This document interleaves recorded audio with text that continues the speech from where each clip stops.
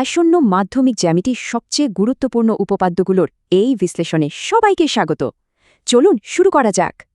এত বিশাল সিলেবাসে সবার মনেই একটা প্রশ্ন থাকে, ঠিক কোন প্রমাণগুলো পরীক্ষায় আসার চান্স সবচেয়ে বেশি?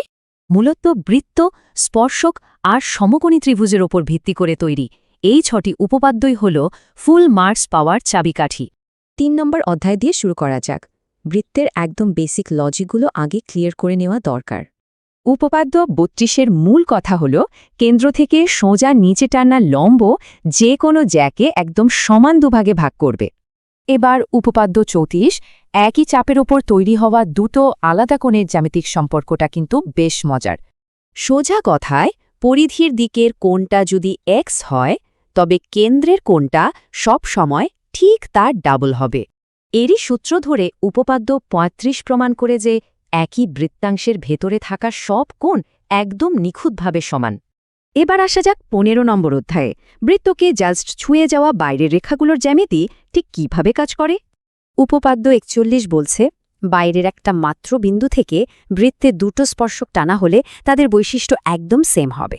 অর্থাৎ ওই দুটো স্পর্শকের দৈর্ঘ্য যেমন সমান হবে, তেমনি তারা কেন্দ্রে একদম সমান কোণ তৈরি করবে।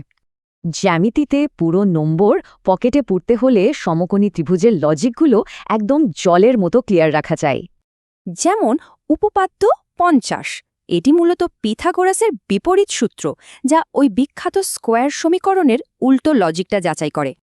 আমাদের শেষ বড় প্রেডিকশন হল উপপাদ্য 48। এটি সদৃশ সমকোণী ত্রিভুজের এক দারুণ ক্যাসকেডিং বা ধারাবাহিক প্রভাব বোঝায়।